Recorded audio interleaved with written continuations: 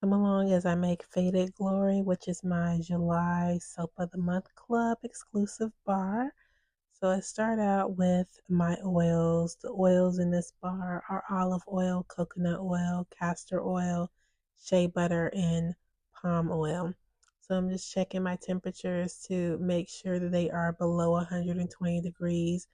Ideally, I really like to soap between 100 and like 110-ish, but definitely no more than 120.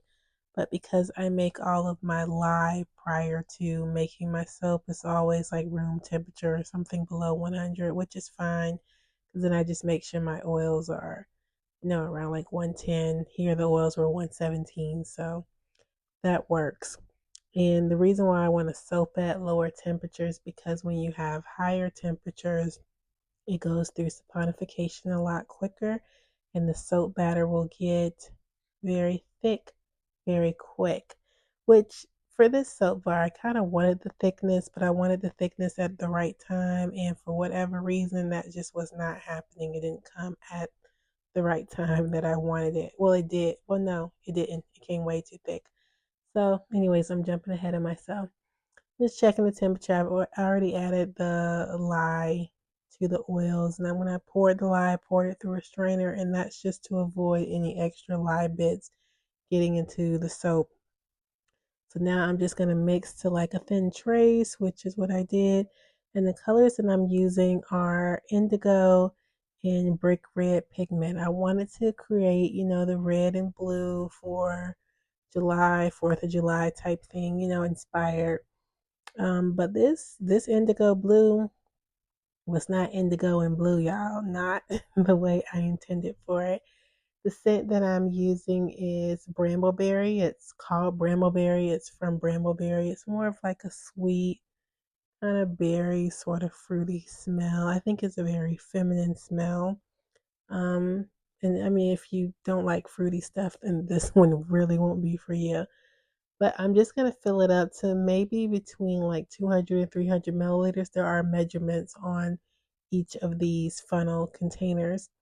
And normally I would not use a stick blender to mix my colors, but I did not pre-mix these colors. Normally I would have pre-mixed them with a tablespoon of oil, like a oil from the batter or olive oil, and the teaspoon of color. I would have pre-mixed it before, but for whatever reason I did not do that.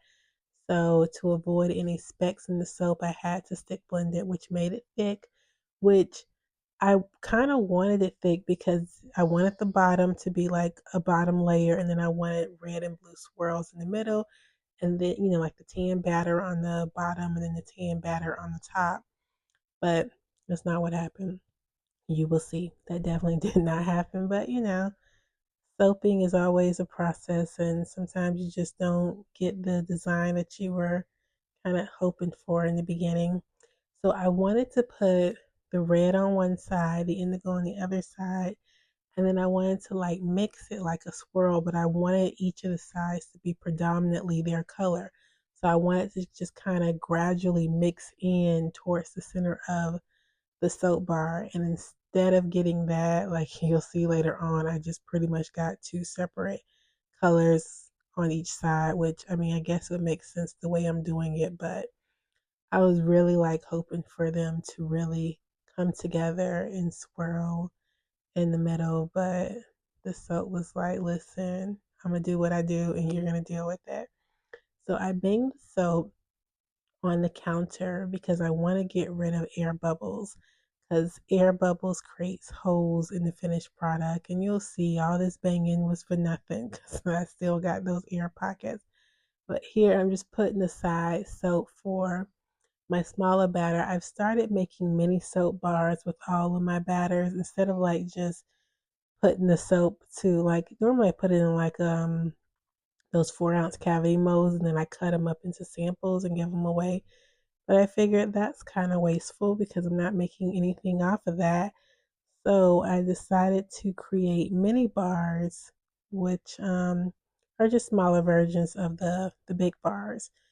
So I always have one of my little Timu molds, silicone molds nearby, so I can do the minis of any soap batter or any like soap design that I'm making. So I attempted to swirl it by using my little swirling tool, and I really thought that this was going to be different than what it is, but it still smells good. And it's going to still clean you like it's supposed to, like how soap is supposed to do. So I guess I can't complain, but I just really thought this was going to go a little bit differently.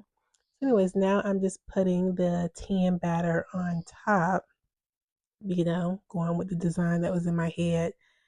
And I didn't mind it too much that it was thick because it was, going on the top. I didn't really want any swirls on the top. And then I just kind of smoothed that with the silicone um, spatula.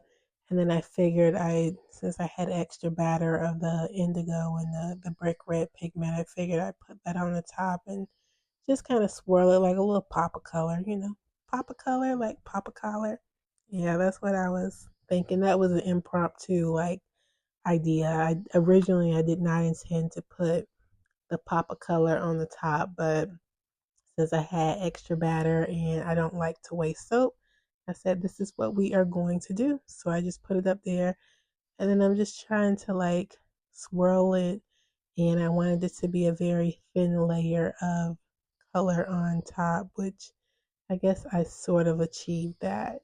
Yeah, actually I did achieve that, but the metal is just a layered soap instead of a swirl. But that's just what happens when the soap batter gets too thick.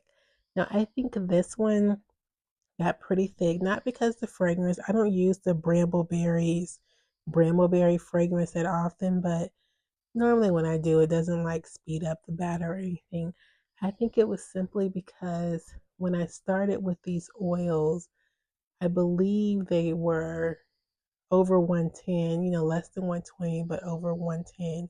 So I think that contributed to it. And then I stick blended a lot, which I know you guys don't see it all, but I did. And I think obviously that contributed as well. And it was hot.